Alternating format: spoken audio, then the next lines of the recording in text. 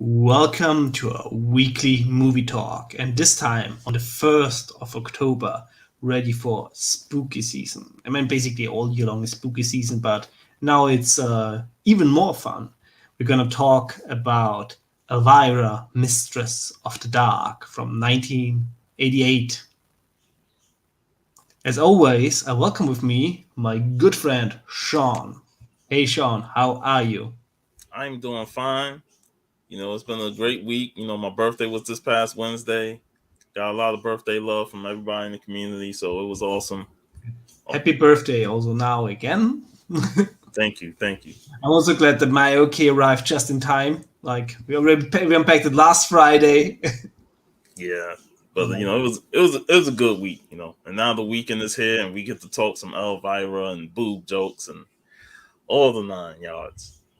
Which it's like also like perfect because yesterday Was Elvira the premiered anniversary? like so mmany years ago anniversary, Yeah, and there's like if we would have planned this, it would have been perfectly yep. planned. I guess the stars are just right.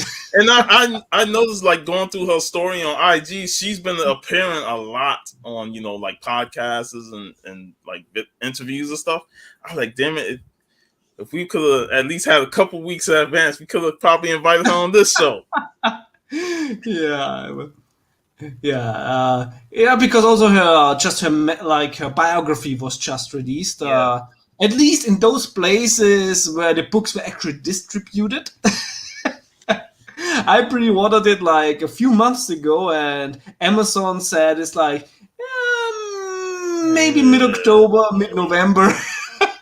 give it October at least spooky month. Yeah, hopefully. Which is actually interesting. Like here in Europe, I was very late to the party concerning Elvira.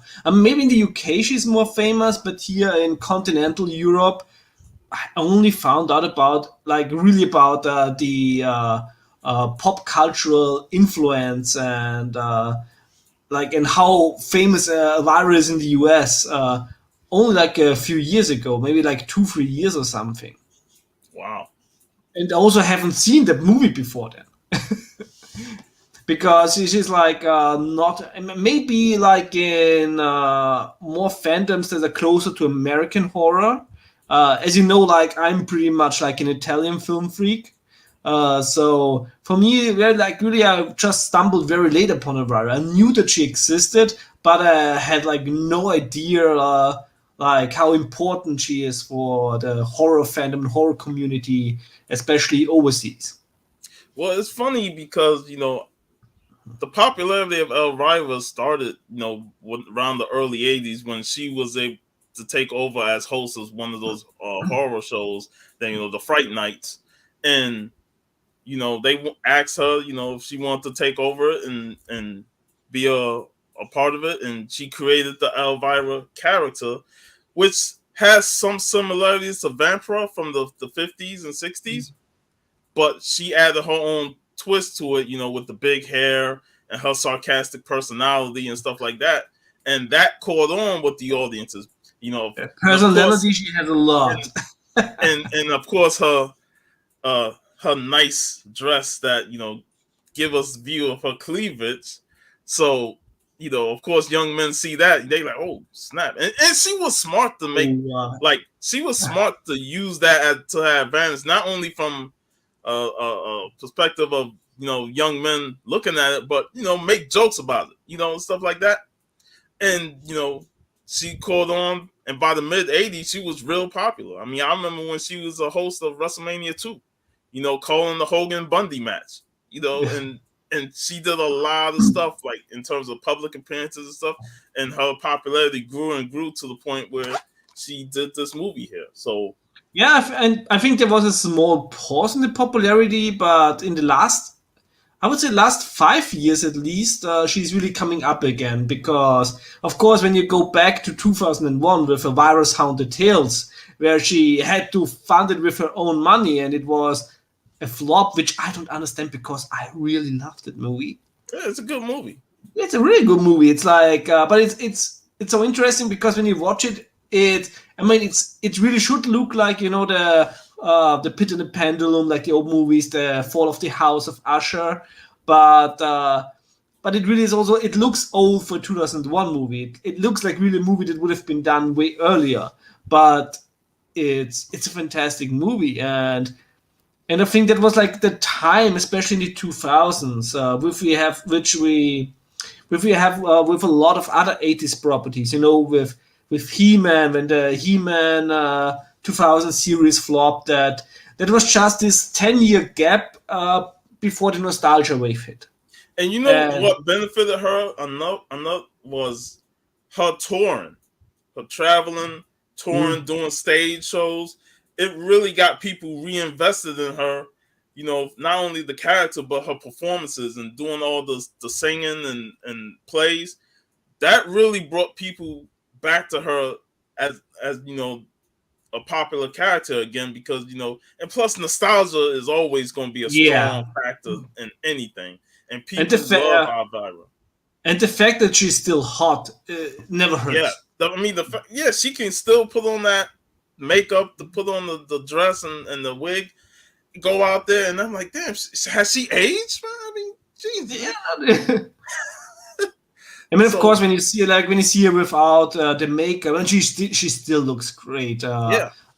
And it just shows, when you young at heart, it will show.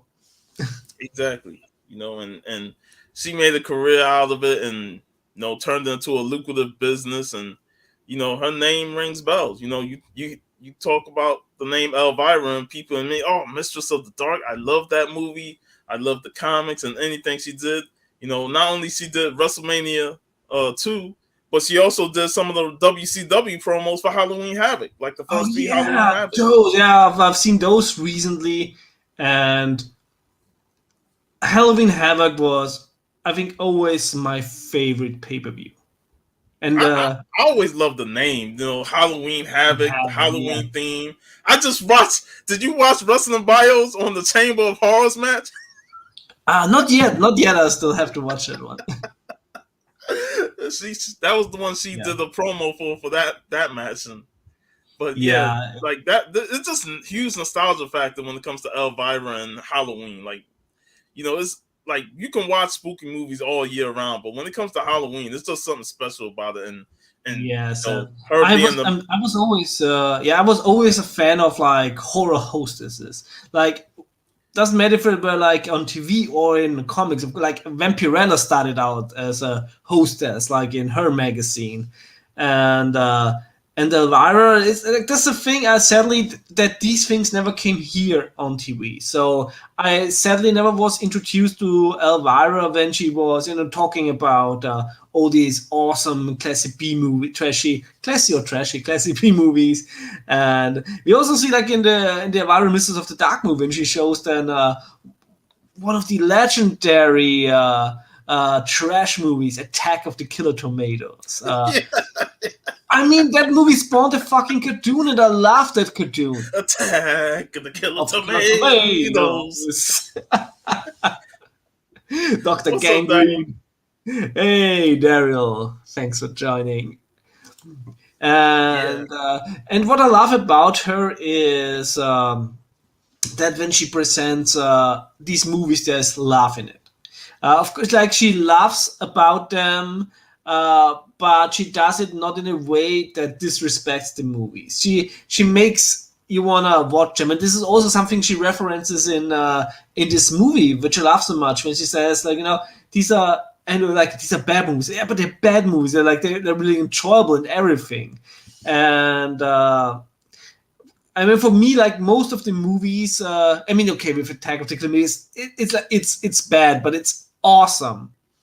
I still think there's a lot of movies that are awesome and that just get roasted wrongly.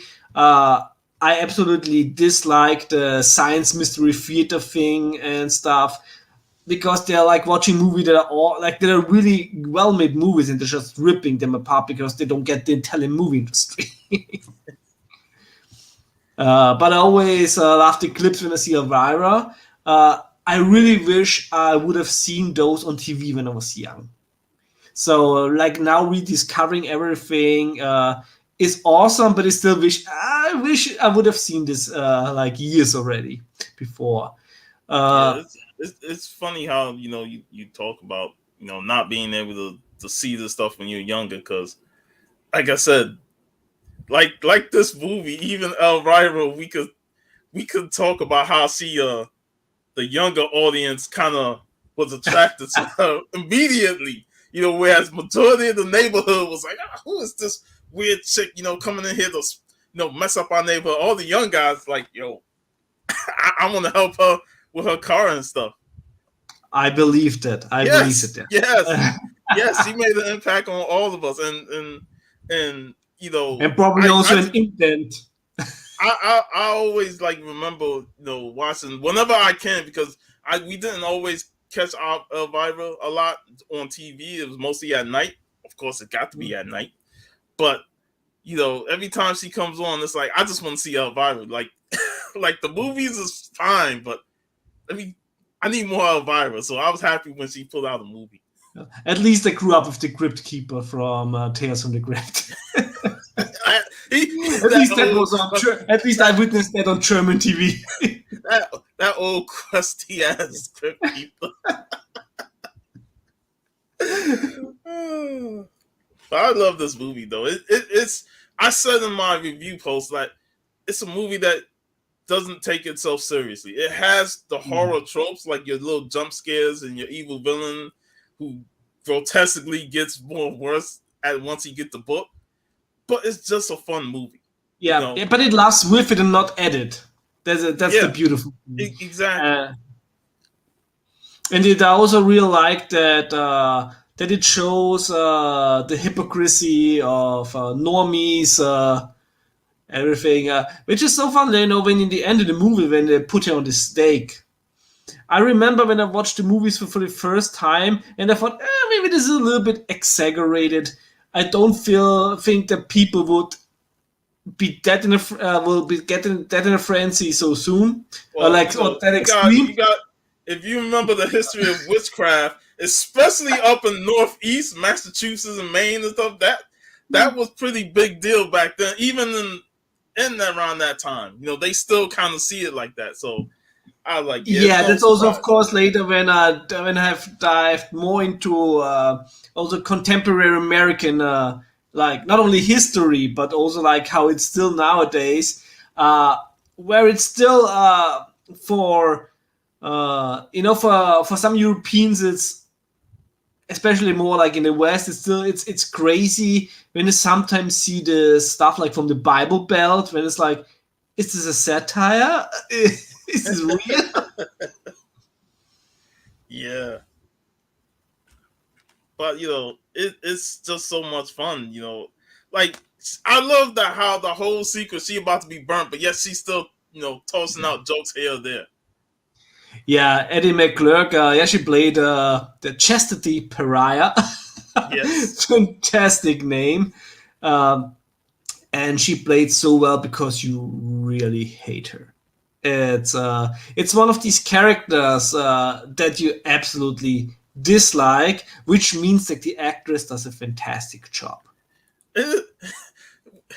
I dislike her more for her uppity attitude and her whole annoying presence, because even when she confronted Vincent was sick of her shit because she always got to be in everybody's business, man. Like, I know this, just move out the way.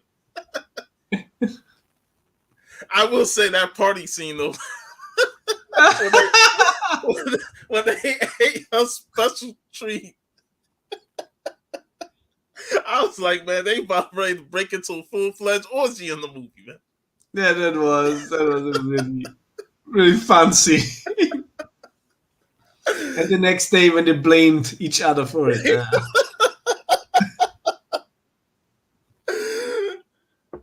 I'm just an on-site liquor. And see, another one that I didn't like, that old crusty lady that Elvira first met at the hotel. Yeah, that was also like in the motel. Yeah, I mean, the one-liners in this movie. Oh man, just fantastic. It's like I loved it. When like the one scene you shared on Instagram, with the cinema is like like how do, and then it became how the fuck.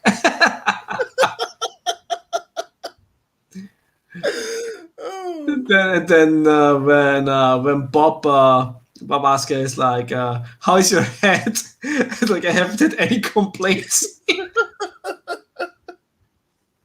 Man, there's so many good one-liners in this movie, man. Yeah, and the actor who plays Bob, the love interest in this movie, portrayed by Daniel Green. When I watched Elvira for the first time, it's like, I know that actor from somewhere. And then it's like, oh yeah, in 1986 he was in Hands of Steel, like the Italian sort of Terminator ripoff by Sergio Martino. And there he's like the protagonist in this movie, and which is interesting because it also shows that this actor has some sort of range. Here he plays like really laughable, and of course, like in Hands of Steel, he's more like the hands-on type. This movie also has a Kurt Fuller. You know, he's been in like movies where he's the villain. Yeah. You know, Kurt Fuller basically playing the role he always plays. Of course, Yeah. we also know his portrayal and his very cruel demise in No Holds Barred. I was about to say No Holds Barred. And him being the antagonist in Ghostbusters 2. Exactly. He's like always the slimy character, of course, also in a Scary Movie. But yo, the one thing about this movie is the amount of boob grabs these guys do to Elvira, man. Oh, yeah. Like they're so mesmerizing that they just gotta grab him. The new owner of the station, you know, Yeah. I thought she was a the crazy thing with this, of course. Yeah, the crazy thing with this, of course, is it's very funny, but actually it's like, oh yeah, that's how women were treated in Hollywood. It's creepy as fuck, you know, like yeah. These dudes just think they could just grab a hold of him and dude, I'm like, come on, I thought she was a nympho. I'm like, come the fuck. Yeah. It's really disgusting, but at least the movie makes fun of it. Yeah, I mean, even the man, the priest who coming in, to send her off before she go get burnt, he even gets a handful before the kids are all down. I'm like, golly, man. Yeah, that steak scene was like real torture. I think that was shot over 5 days. And so she was like, there was like a lot of bondage, and then with the fire, it was so hot that her wig melted. So that was quite unpleasant to shoot for her. Yeah, those were unpleasant dreams she didn't want. Yeah, and of course, you also have to talk about one of the most real horror scenes. I would even go so far and call it a snuff scene. Is when the two evildoers rip apart. When one of the evildoers, I think it's Randy, who was played by Chris Cam, rips apart an Amazing Spider-Man 299. That burned the hole in my soul, man. Seeing that, hey, like, how dare you, man? That was the most horrific thing in the movie. I mean, that's an act of crime against comedy. Like it's a snuff scene. It's a snuff scene in there. Is there such thing as comic snuff? It's literally like, it's like, ooh, that's $150 book. At least back then people wasn't thinking it, but they ain't know. At least it wasn't a newsstand. I need to look up. I need to look up those guys now and see what they think about ripping that book up. Yeah. Ask the question. What y'all think about ripping up that ASM 299? Especially back in the days, because back then it was still considered the first appearance of Venom before the market decided that they liked the 300 cover better. And he wasn't even on the 300 cover. This is just Spider-Man in a black suit. And thus it became the second cameo appearance.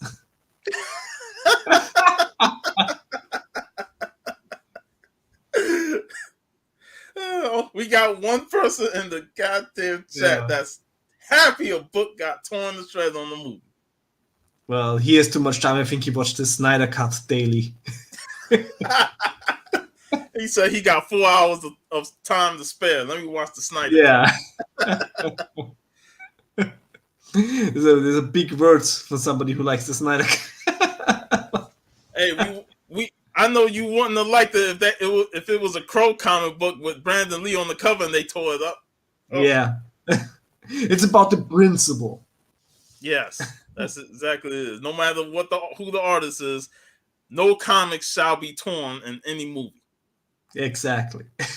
But it's how is a villain you become instant heat. Yes.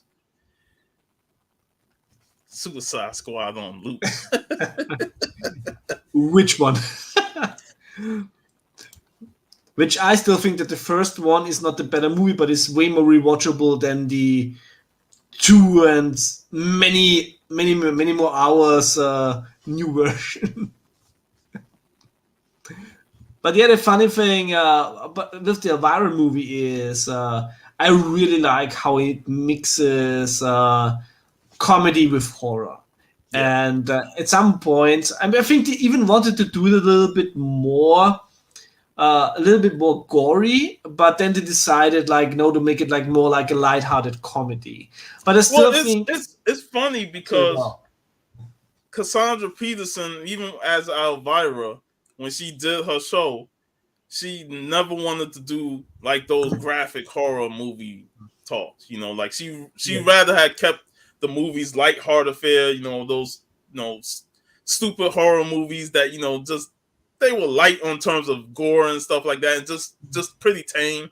So she always stuck by that when she did her show. So it's a good thing that she stuck with it with the movie, because she's not like the type of person that wants to always have gore and stuff in the movie. She's campy. She's fun.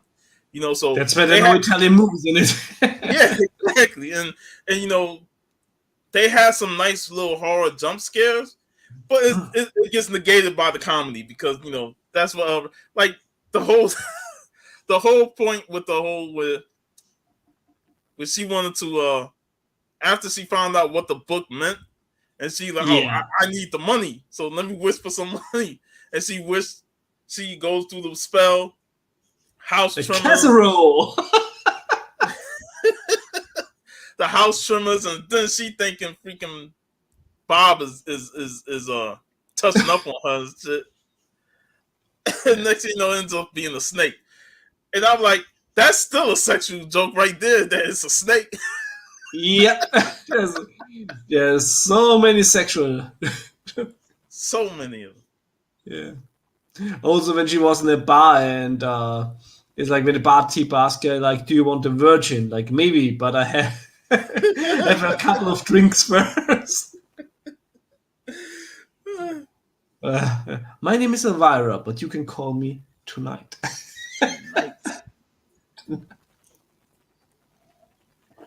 Which originally Brad Pitt brought himself into the play to play one of the young guys, like one of the teenagers. But Elvira didn't hire him because he was too hot. Elvira, we got more volunteers. Great. Just grab a tool and start banging. Yeah.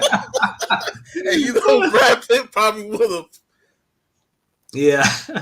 But she said it's like there was like no reason then for her to go after Bob if Brad Pitt would be in the movie.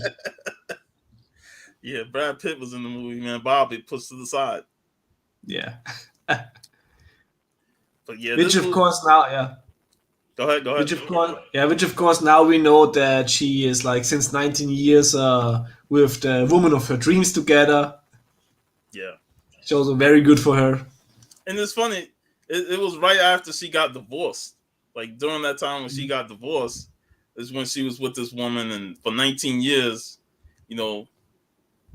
they stayed in the relationship, and she really didn't know. Thanks, Mastodon. She really didn't know that it was going to become something. Mm-hmm. And 19 years in showbiz, that's like 80 normal people years. Well, for the person she was with, that like 19 years being associated with the Mistress of the Dark is something, and for them to kept that secret, Yeah. that was big. Like I've seen like a tweet where somebody was like, she must have had like the biggest willpower to like be not like, you know who's my girlfriend, the Mistress of the Dark. Yeah. But if she didn't say nothing about it and they just went on for 19 years, then that shows that she's not really into the whole social media thing and stuff. They rather keep it private. And I kind of wish people would do it. I don't need to see everything on social media and stuff. On social media, I mean, she's on social media, but she really much stays within character. Yes. Like she's there to promote her stuff, and it's really like I think her social media is quite positive. Yeah, I love her social media. Even on Twitter. I love her Instagram page and her Twitter page, because she stays in character and she only breaks character when it's like explaining the project or stuff like that. And she's just always so nice, to her fans. And, whenever she reminisce about the old days or show video clips of, some of the people that came onto her show. Stuff. It's always just great to revisit the past and also see her now, and that she turned 70 this year, still looking fine. And it's wow. Yeah, and then she get to go out and do these interviews, like when Beulah had her on a couple months ago, on his channel and stuff, and talking about that Kickstarter that she put out that I think you supported. Yeah, I did all the covers. Yeah, all the covers, man. I will also have the Omega Man, which reminds me in the future we have to talk about the Omega Man with Charlton Heston. Oh, damn. Fantastic movie. The Omega Man, which but you never know. It's because it's a Kickstarter by Dynamite, so maybe you will receive it in a few months, maybe in 1 year. Yeah. Some people maybe never. But yeah, man, she just continues to be awesome, and with that's why she's constantly getting love from her audience, and her popularity has been rising up for the last couple of years because this woman is in her 70s and she's still going out to perform, and she's having fun, which is the most important. Yes, that's even more important because let's be honest, when people get typecast as something, it's a struggle for actors, to get away from a character that they created and it became a monster hit, So we'll forever remember her as Elvira, but she gladly accepted it. She turned it into a lucrative business. And, now almost 40 years of doing the character, 30 years of doing the character. And, she's still having fun doing it. And that's the most important thing. Which is also fun because in Elvira, Mistress of the Dark, as well as in Elvira's Haunted Tales, there's always another character that is portrayed by Cassandra Peterson. Like Elvira without the makeup. Mm-hmm. Like, of course, in this movie, the other Talbot, we also think saw the painting. And, of course, also in the second movie, you see the painting where she was like Elvira. Yeah, which I also really like in the movie that they always made it seem like a mystery. Also in Haunted Tales, in the end, when you watch the credits, and they have also this character showcase, and then and Elvira as like question mark. Yeah, man, and that's what made those movies so unique. That she can blend, herself in with the character and make it work, and enjoyable. Yeah, and also like when she always also looked hot without all the makeup. Like while doing the research of the movie, I even found like some nudes from her from the 70s. Like, whoa! That was pleasant. Yeah. Couldn't use that as a thumbnail though. I was kind of concerned about the the legendary twirling tassels. You know, I put that little gif in my Instagram post. Man, you don't know how many times I rewind that scene as a kid, man. Unpleasant dreams. I'm like, what are you talking about? That was pleasantly dreamful right there. Yeah, unpleasant dreams. Oh no, all the ectoplasm. Oh man. That's why I said what I said in my birthday post, man. When you talking about party with Elvira on Friday, like, I hope she twirls her tassels for me. Yeah. Yeah, man, but this movie is just fun, man. And I love the set designs, you know, especially of the house. It definitely felt like a House of Mystery type house, you know, when she did the House of Mystery series. I was like, oh yeah, that's a really good one. It's also her first appearance of Elvira's house, first appearance in comics from 1986, and this is also a book where I'm like, you know, grab it. It's the first appearance of Elvira in comics, and it's still available for a very fair price. Yeah, it's not overly expensive or nothing like that. What is up, Ninja? Glad that you're here. Yeah, it's not. Of course, also welcome to Second Street Marvel. And of course to Mastodon, one of my fellow metal brothers. And you know, Elvira always had quite a really nice connection with comics, like this, the DC run. Then of course the movie had an adaptation made by Marvel, and then later she also had like a very long running series with Eclipse. I think was it under Eclipse? Eclipse, yeah, with Eclipse, there's like tons of issues there. And of course, a few years ago, Dynamite started to get the license to do so, and also had so far.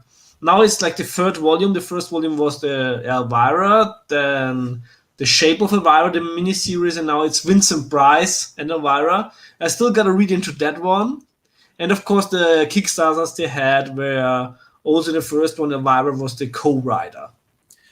And it's a good thing that she has a connection with the writer, David Avalon, you know, and that they've been on a couple live streams together. So, you know, they have a great connection of what the character is and stuff, and they're able to tell these stories while still keeping the essence of Elvira. Yeah. He's most definitely a better Elvira writer than a Patty Page writer. And that's important to have because, you know, like I said earlier, this is a business for Cassandra. You know, this is her character, her trademark. So she's been tied to it since she created it in the early 80s. So she's always going to have an involvement in it, you know, no matter what. The first Kickstarter made like around $200,000. Crazy. Which is a lot for a comic book Kickstarter. And if Dynamite wouldn't have fucked up the fulfillment, the second Kickstarter would have also made way more money. Like, if I wouldn't have received the stuff from the first Kickstarter, basically in the middle of the campaign of the second one, which was very long time after the first one ended, I wouldn't have backed the second one. I even wrote Dynamite. It's like, I'm still missing like free crowdfunding campaigns from Indiegogo and Kickstarter. Like, I would love to back your new projects, but I'm not backing shit before you sent me the books. Yeah. It should have been fulfilled like months and once even a year ago. I agree. You know, sometimes you back 2-3 campaigns, they've been finished, and you ain't received them yet, and they already starting a new one. Like, bro, I want to support it, but nah, man. At least let me get 2 of the 3 that I already can't fund it. Yeah, I had to write them on. I wrote them in Indiegogo, Kickstarter, email, and Twitter private message. After I think the 4th time I wrote, things slowly started moving, and they sent me everything missing. Which I think some people are still waiting for their stuff. And the very sad thing is, you know, some people say, "Oh, Dynamite's scamming." No, they're not scammers. They're just incompetent. Speaking of, we talked about the 2 incompetent guys, but we haven't talked about Vincent. Yes, fantastic portrayal by William Shepard. Yes. Is playing really really good because I really like in the beginning of the movie you think he's also like one of these arrogant moralistic small town people, and then you find out like more and more it's like there must be a reason why he's after that book. That's all and he then you wanted. and then you see it like when he goes downstairs and making like some dark rituals, and it's like, whoa, there's more to the character than one might have thought in the beginning. Yeah, Plays it really well. he was that horror trope that added to the movie, with this evil warlock, that wants the Yeah. book of spells so he can cast his evil things around on the neighborhood and stuff.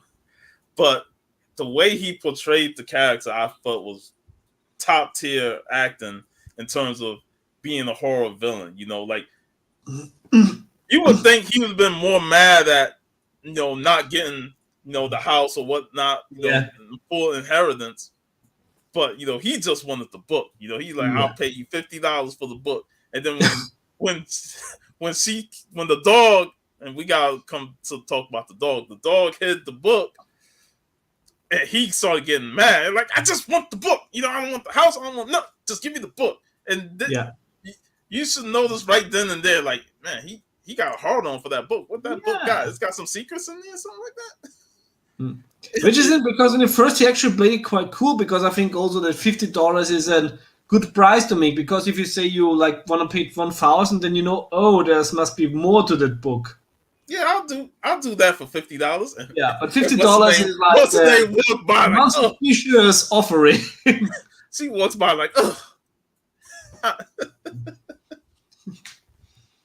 Man, but yeah, I thought he was really well, and I like once he got the book and started doing his rituals, his face started getting more hideous. The I makeup love the effects. effects. Yeah, And the I love makeup effects was great. and also like the magic effects. Like we talked back, like in like also we talked about it with the Last Dragon. With the effect of the glow. I prefer this so much over CGI. Yeah, it's Because simplistic to use, but yet it still holds up. yes, and it's like it should look unreal in my opinion because it's magic. So it's completely okay when it looks like out of this world. Exactly. Like when Vincent turned the woman into pigs, Which they would actually have a more cruel fate, I think, in another cut of the movie, when they would have been slaughtered in the end or went to the slaughterhouse. But they also got rid of that idea because to make it more lighthearted. Yeah, we can't have that type of cruelty. Even if they tried to burn Elvira.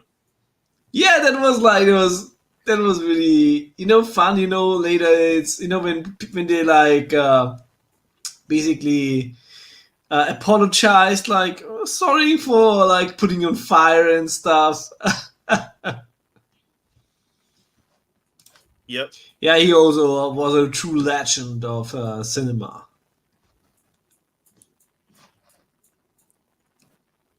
And he really played the role straight. Oh yeah, he was the only one that didn't have no comedic joke or anything like that. He was a straight villain all the way. And I thought, like I said earlier that you don't take the movie seriously, but I felt like his character was the serious character that needed to balance out the comedy.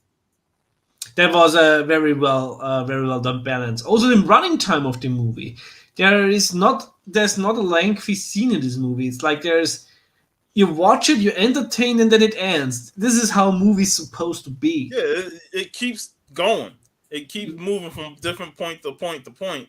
Like probably the only extended scene was when her and Bob together in the house, and she makes the monster The dish, casserole. the But monster that was casserole. that was so well done because this movie. What I love about both Elvira movies that they basically switch the characters a little bit, because usually the guy tries to get laid And here, like he's like the prize, and she tries everything to lure him into her lair. And it was fairly established early in the movie on how boring that town was and how reserved they are in terms of being very conservative and strict. That even a guy like him isn't that outgoing because there's only one spot in the town that gets rowdy, and that's the Titty Bowl. Yeah. Where we meet Patty. Yeah. Old chest heavy Patty. Yeah. Listen, sister, if I want your opinion, I'll beat it out of you. Oh man. That's another character that she messed up the whole thing where Elvira was supposed to get gold glitter on her with the flash dance routine, which is another ridiculous scene. Yeah, and but I absolutely laughed. I think her best scene was also at the stake. When they tried to set the stake on fire, and she, no, wait, stop. Like, if you're spread the fire, it burns fast. It's funny. I thought her best scene was being exposed for having no Spread on titties. That was a good one too. The whole movie, like her and Elvira competing against each other for Bob. And, she stuck her chest in Elvira's face, and Elvira's like, "Oh, you blonde bimbo," and stuff like that. Ripped the shirt off, and next thing you know, we like, "Wait, you've been faking it the whole time?" Sacrilege. Oh man, this movie just gets better every time I grow up and watch it. I'm like, it gets funnier and funnier because now you watch it from a kid to adult. A lot of stuff goes over your head as a kid, but then you start watching it older. You like, yeah, I truly believe it. Huh? Yeah, I truly believe that, and it's so highly rewatchable. Yeah, it's just the perfect movie to start the Halloween season with. Yeah, start with some light fare horror comedy and Elvira, the horror hostess, and it's just before fun. I go full Fucci. full Fucci, and it's funny how they flipped the script with the familiar, the dog.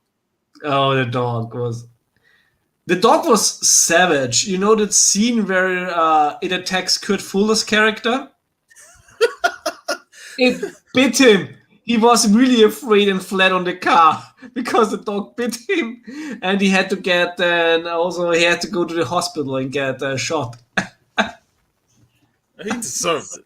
It's Kurt Fuller, of course he deserves. Like that's the thing. Probably he's like a very sympathetic guy or anything. I have no idea. But when you know his characters, you would think immediately, well, he deserved it, that slimy bastard. He's always been a slimy bastard in every movie he was in. So I ain't never seen a movie role where he played a good guy. Yeah, and he went against Hulk. He went against Hulk Hogan. So don't do that, brother. No, that doesn't work for me, brother. Yeah. Just walk back and fry yourself. Yeah, short interruption. I heard, I think, the best joke in my life a while ago. Do you know why Hulk Hogan is sleeping on his blankets? Because he does piss-ups? No, because it won't let them go over him. That is a perfect, accurate Hogan joke right there. Even the blankets won't get 1, 2, 3 on Hogan. Yeah. That's why he sleeps on top of him, because he gonna beat them all the time, do push-ups on them and everything. Yeah. Yeah. Here's to you, Kurt Fuller. That's it. But yeah, I like that they flipped and had the dog Duncan be the familiar, and that can transform, in a mice or a big Rottweiler. That's why he fooled those two dudes, thinking, "Oh, it's a big dog" and stuff, because he was a Rottweiler, but up in the shadows, then he came down as a regular poodle. Yeah, and he also brought back in the day baby Elvira. Safety.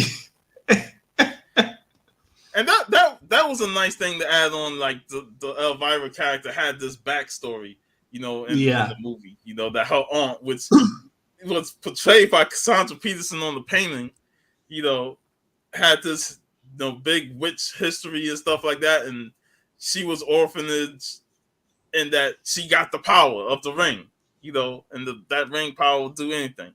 And the big final battle with her and Vincent, like I just love the complete references of 80s action movies with her coming out with the big ass gun. You know, like this was her big Arnold Schwarzenegger moment.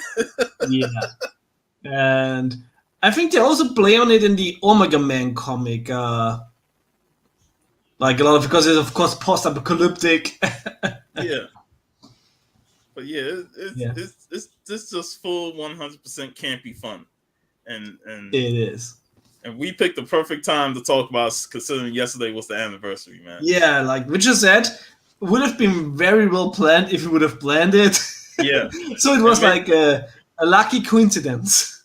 And if we would have planned it even further back, man, we maybe could have had Elvira as a guest herself, man. Yeah, who knows? But like that's something I like. That would be such an unrealistic thought in my head. It is, man. But it's like I was hoping for Timac for the Last Dragon, and you was hoping for Pam Grier, you know. And like I wrote her. I wrote her. Yeah. Did you write Timac? Yeah, he couldn't make it. He couldn't make it for that Friday. That would have been cool. It would have been awesome, man. Maybe in the future we can revisit it or something, and with him that would be awesome. But yeah, solid thumbs up. I love this cover art of the Arrow Blu-ray release because it just takes you back to the old school. Yeah, it's a really nice edition. Yeah, here we got also like some media book releases, a tin box release, which has also some posters, which is a really nice one, and tons of bonus material. And I like when they, you got the regular cover art, and then on the inside you can flip it into that. I'm always a fan when they do this because with some I just like to have the classic covers on it. Yeah. In Spain, there was quite a nice steelbook release, which I should have bought when it was still available. But like here at home, there's enough of Elvira DVDs and Blu-ray. I will say though, a lot of the jokes and stuff that happened in this movie wouldn't fly today at all, man. And when we talk today, I know. And when we talk Reanimator, there was a lot of stuff in that movie that be like, yo, man, they that's why I always say cocaine needs to return to Hollywood, because they were coming up with some crazy stuff back in the days and gave no fucks. No fucks. Exactly. This is like the thing is, I hate people that being offended by everything is you don't have to watch it. Like nobody forces you to watch that shit. I would wish that Marvel comics wouldn't suck so much today. I mean, there's a few good ones, but most of them suck. But get what? I'm not buying them. I don't have to. Hey, Mars Comics. Thanks for joining us. Yeah. He just made you a little bit older from 82. Hey, man. You got two birthdays. If I could go back and say born in 1972 or something like that, then I would have experienced the full 80s. Yeah. Yeah, it's like it. The 80s was great. Yeah. But yeah, it feels so strange. Also last time I saw like a joke where like, oh my god, but gosh, this one is funny. If you would tell that one today, you could get fired. It's like, it's literally the worst time. I don't know why these fucking dipshits of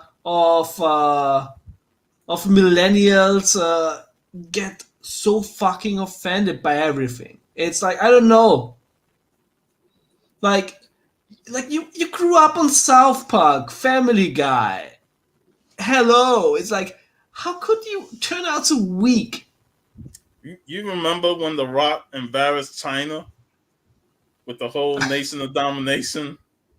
He said, put her on her knees where she belongs. Oh my God. And that's the thing. That's like, don't take everything literally.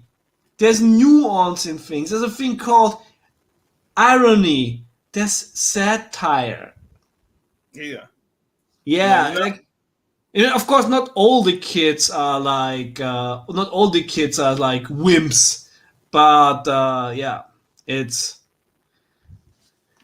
yeah, but like I said, we grew up in an era where we watched Jason, Freddy Krueger, Michael Myers kill people when we were young, and we just saw that as a form of entertainment, even if it was scary.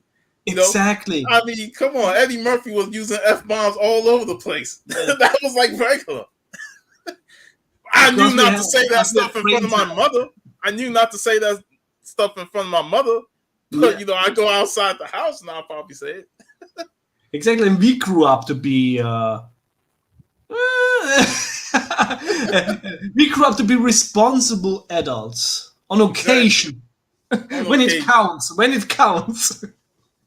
But we didn't have this overly sensitive mentality of, oh, that just don't work no more. You know, you Yeah. can't do that, you can't say that and all that stuff. I'm like, even if times has changed and you know, I understand that, at the same time, don't try and attack old stuff because that shit don't work now.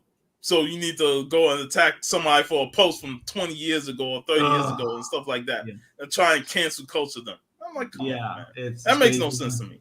it's like trigger warning. This might contain fun, which is so funny because like they claim to be the rebels. They claim to be like they're like metal. Hey, Donny Cates is not metal. if she can have fun with guys grabbing her breasts in the movie, but yet she's still handling it with a situation of throwing them out the house or stuff like that, Yeah. then as long as women are fine with that and can accept that this is a strong woman that she won't let nobody lay their hands on her, then to me that's more acceptable. Exactly, and I really like it in the second movie, in Virus Haunted Hills. Even though when she is basically doomed with the pit and the pendulum, and she saves herself before the stable the stable what do you call it, the stable stallion comes in and can save her. It's like these young people today behave like the boring town folk in the first movie. They That's hate exactly cars. what they are. Yeah. That's exactly what they are. The Somebody should boring cook ass. them a good casserole. The spiced one. Yeah, see, Mars thinks so too. Exactly, and and also is I always hate when people are saying, "Oh, finally nowadays women can read comics and women have representation in comics." Women always were a part of comics, and even before that, like Brandella, women were a part of pulp. The first Conan covers were drawn by a woman, and they are beautiful. Like, there is no comic history, there is no science fiction history, there's no fantasy history without women that had a big impact on them. This is not women in comics, women in several fandoms is not an invention of 2017 going forwards. This was always the case. I mean, Mary Shelley created fucking Frankenstein's Frankenstein, monster. yeah. Yeah. Frankenstein's monster. And another thing is, you know, Elvira made it great for women to just be sexy and beautiful and all that stuff. And you know, people like to say, oh, you know, they drawn these women all sexualized and all that stuff. Look at the shit that you can click on Instagram and there's like freaking thousands of Instagram models, you know, showing their assets and stuff. So I'm like, women are embracing their sexuality even more today than they did years ago. Okay. And Mastodon, you absolutely should, because it will be funny. And then when she watches this again in a few years, she will get some jokes that she probably won't get now. So it's a very great movie to rediscover later on. And this is what I love about a lot of old movies. They had writers that were able to make a script that is entertaining for a younger audience, but on a different level, entertaining for adults. Yo, Gary B. Hope you Thanks enjoy for the stopping movie. by. Yeah, enjoy Venom 2. I'm gonna wait until that one is probably on a streaming service. Yeah. Hey, I didn't like the first one. did you highlight Mara's comment on what she agreeing with you? Ah, yeah. Yeah, exactly. And you also find great female characters in Conan that are not Red Sonja and not Ballet. There's more characters. Yep. Hero or villain, you know? Yeah, as it's so sad that some phantoms get infiltrated by people that only have certain agendas on their mind, and they're not even really into the history of the medium, Yeah. and they're not reading the books. Some may read their own books, but they're not really diving outside of their own bubble. Nice, Inja Benja. Sweet. Yeah, which the original Frankenstein adaptation? I you know me. For my first Frankenstein movie, I'm gonna watch it. Is Mel Brooks' Young Frankenstein? Classic. Oh no. We in the future we really have to we do. got to do some Mel Brooks movies, man. Because Young Frankenstein is awesome. Then we can have the trigger warning. The stream might contain fun. Yeah. Hey, Roger Nerd Girl, thanks for stopping by. She also has a fantastic channel.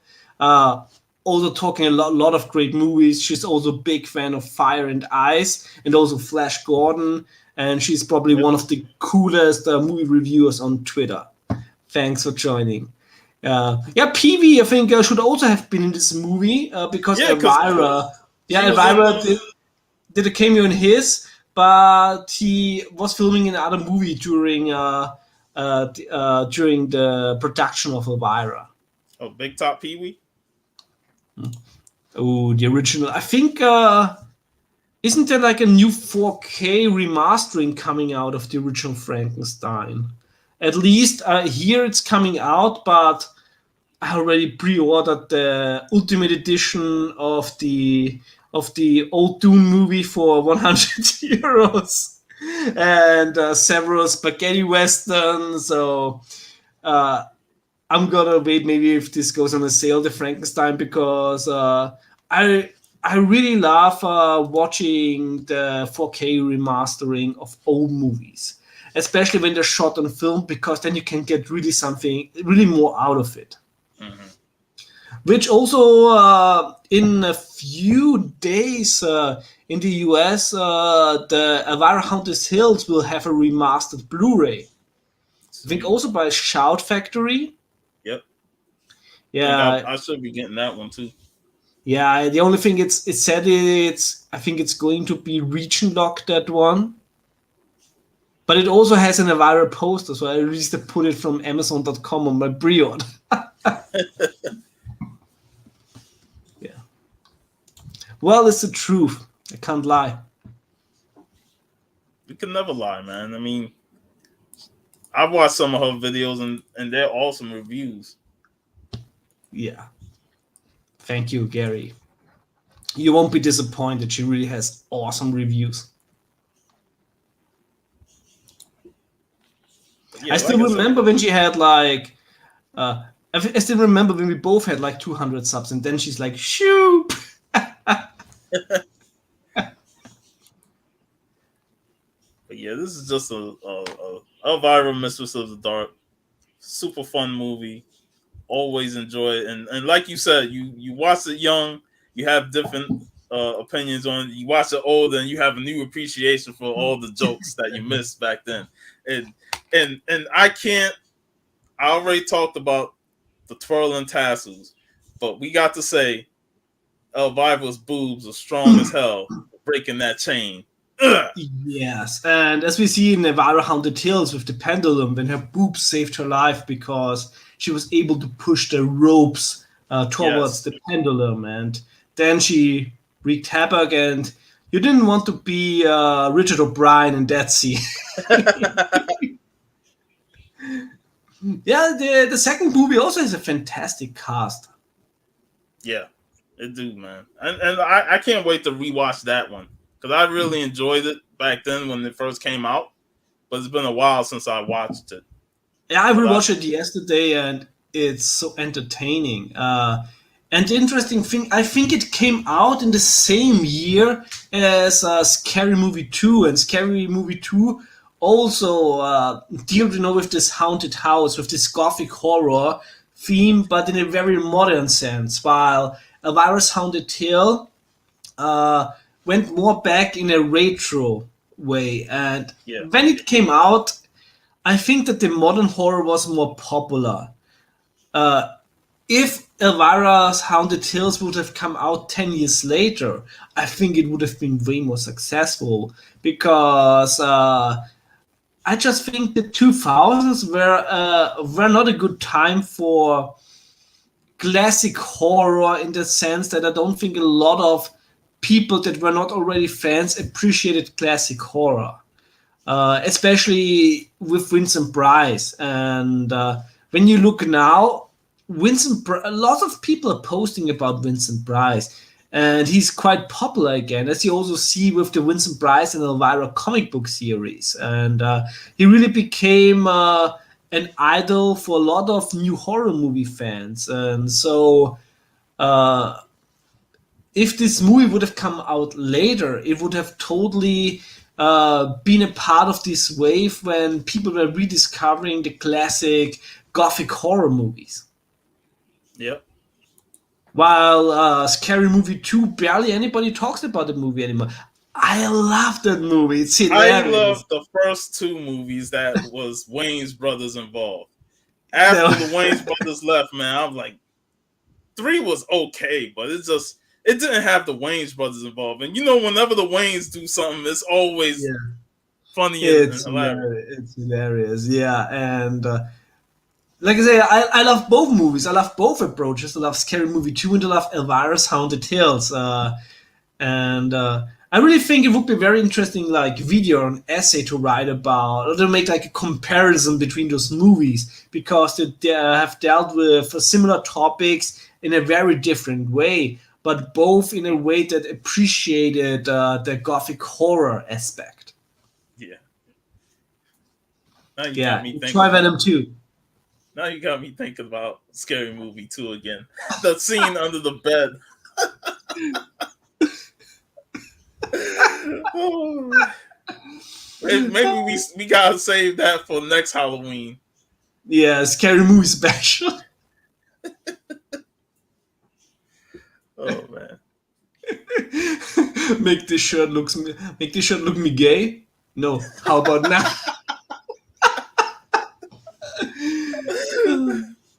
Oh, it's hilarious, man. There's also like a lot of people would cancel that movie for a lot of jokes today.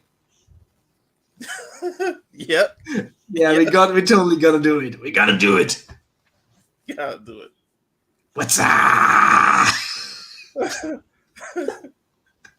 I like when they did the freestyle rap. He could have done everybody except Sean. Slash. Oh shit. Yep, I'm surprised too. But that's the Wayne's brothers though. They like to push the envelope, man. Why you think Fox had to let them go from their own show in Living Color?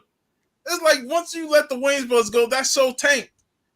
And it's like, come on, the Wayne's brothers are hilarious. They know great comedy. They do. Go back and watch I'm Gonna Get You, Sucker. And you stay die laughing, man. Oh man. We definitely gotta do scary movies and then a Wayne's family special. Blonde chicks. Oh man.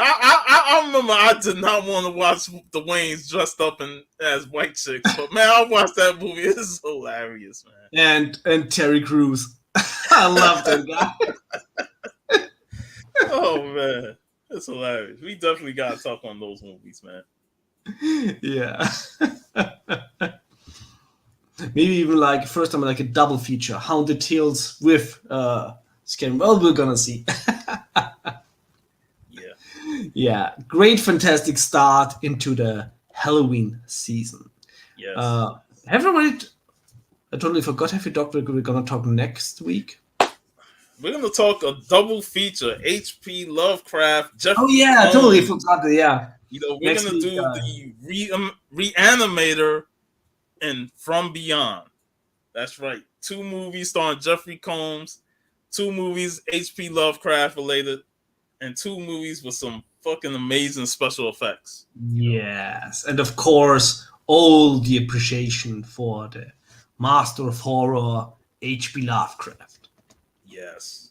So we're gonna talk those 2 as a double feature next week, and then after that, we should talk The Crow.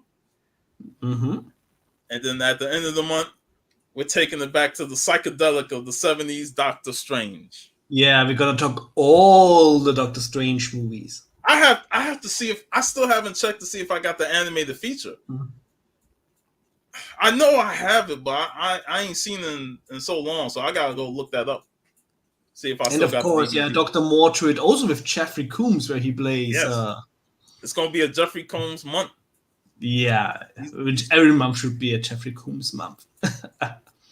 You should totally watch Cellar Dweller. I did a review on that movie, I think, 2 years ago now. Yeah, 2 years. It was before the pandemic. Fucking. See, I know the Cellar Dweller because I when I think of Cellar Dweller, I think of the hip hop group and I think of that movie. So I remember watching that movie before. Yeah, and this movie is such a fantastic love letter to EC horror comics, and the art of the comics in the movie was. And you know what? Another movie with Combs that I want to talk about is The Frighteners with Michael J. Fox. Oh yeah, I have not seen that one. Peter Jackson.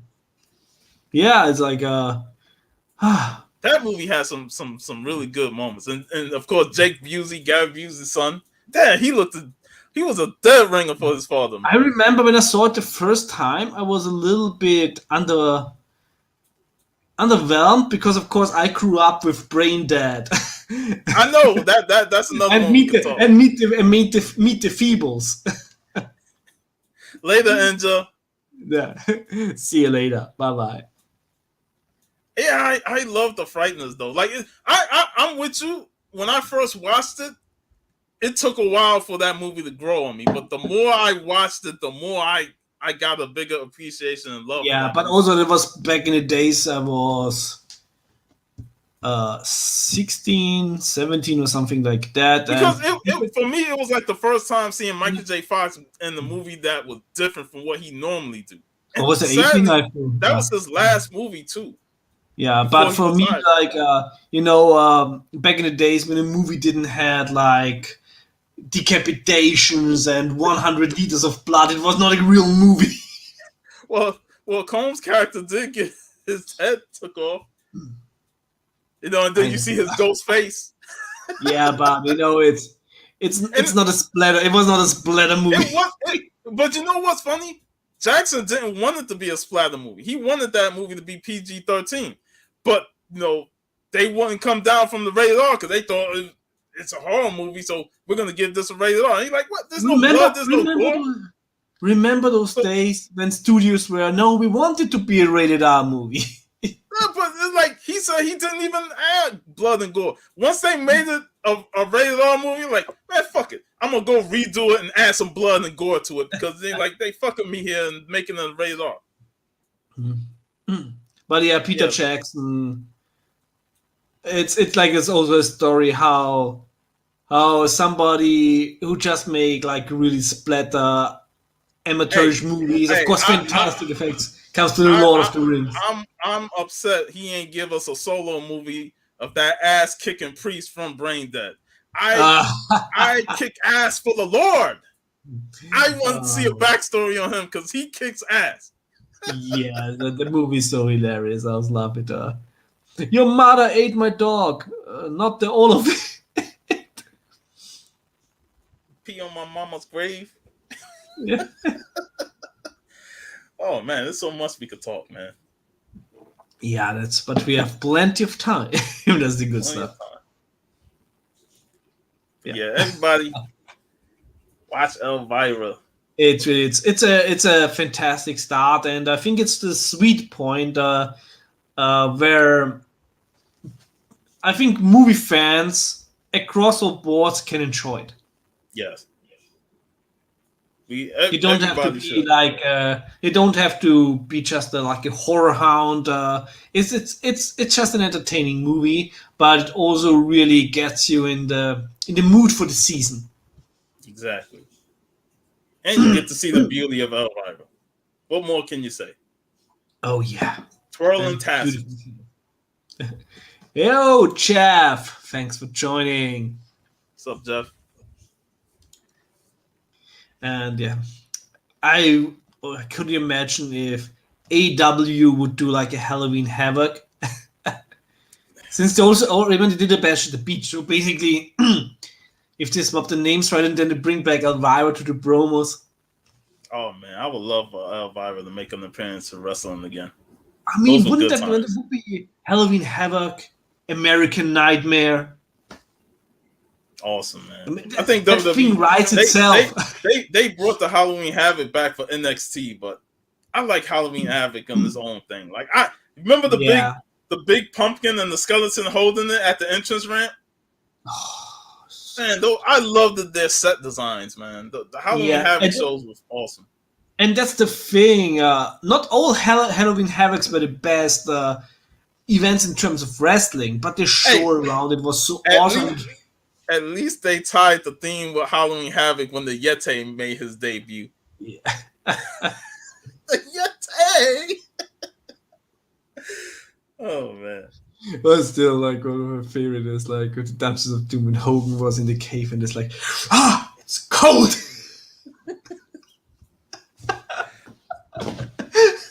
Fucking Dungeon of Doom, man. But definitely check out the video wrestling bios did on the Halloween horror cage match. Oh man, I'm gonna do so. Abdullah the Butcher, Cactus Jack. Abdullah the Butcher, also like one of the most disgusting wrestlers. Like really disgusting. Especially he's not a safe worker and lots of stuff he should have had full disclosure with before agreeing to a match. Oh man, yeah, but definitely check that out.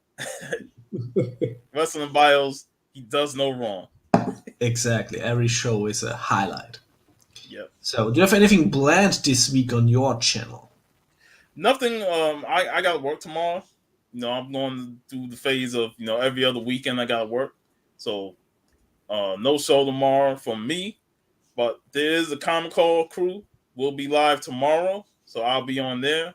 So you can check us out there. And if there's a Silver Sunday, I wasn't able to make last Sunday, but I'll definitely be on this Sunday.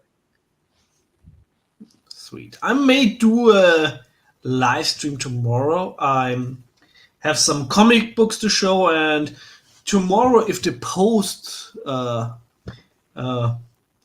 grants it, I'm gonna receive a mystery bag from Blind Guardian. There's like 2 mystery t-shirts and 2 mystery items in there.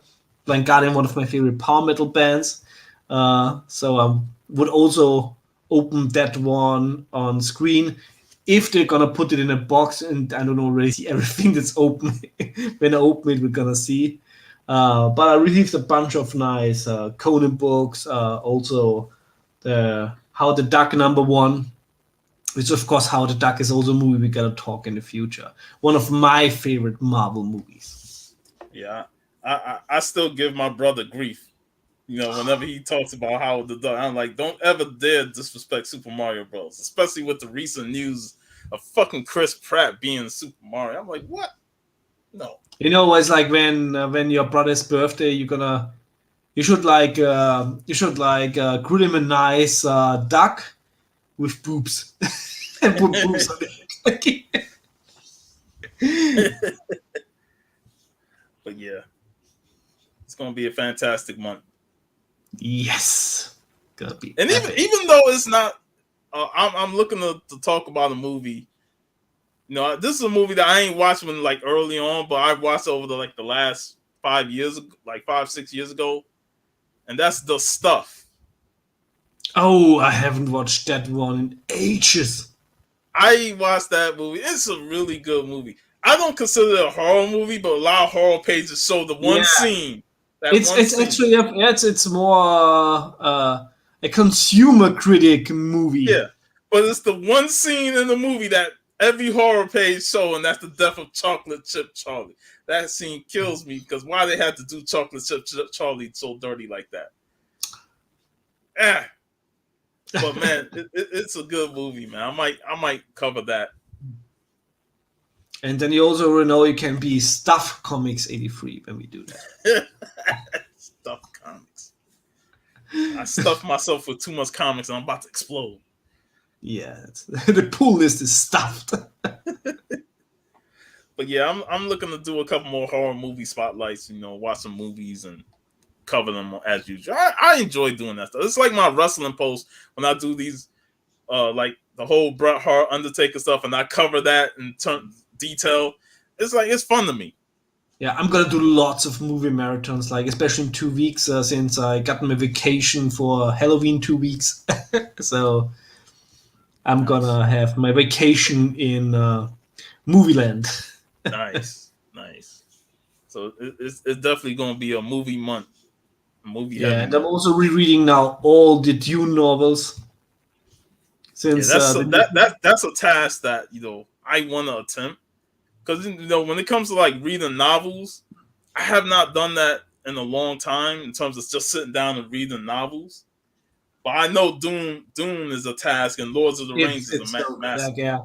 It's I'm reading now them for the first time in English. I read them in German but I was still a teenager back then. I remember reading them when I watched the original Dune movie for the first time. It's like I want to know the books. I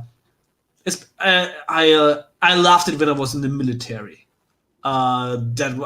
Which I know a lot of people hate it when they were in the military, but I was basically in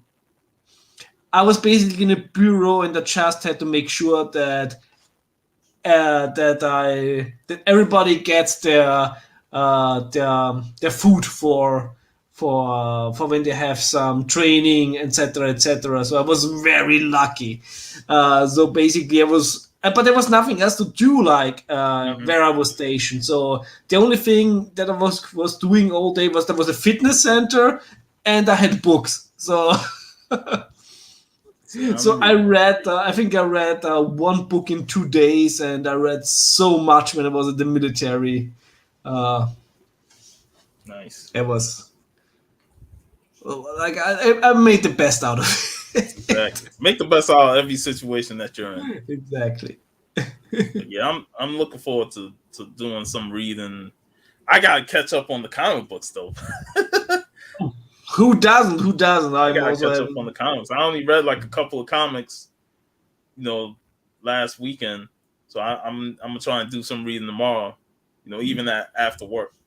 Yeah, I just realized since I was reading this really awesome Transformers Shattered Glass that this cover is actually a homage to the Transformers Volume 2 from Marvel. Nice. It's really cool.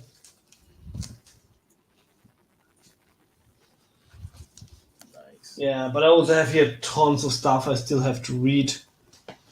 And I'm already preparing, of course, also like for Christmas time. Marvel UK, man. Those are some sweet books. Yeah, it's gonna be my Christmas Transformers Tuesday post.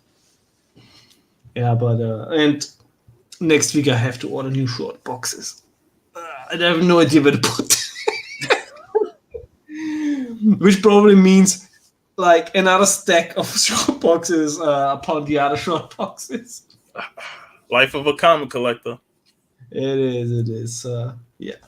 And the problem is, right, like I'm having tough times to get rid of stuff now because I basically got rid of all the stuff I don't need. All right, man. I'm Yeah. ready. Whenever you're ready to end the show. Yeah. So thanks for everybody in the live chat. Today we had a real nice crowd later on in the stream.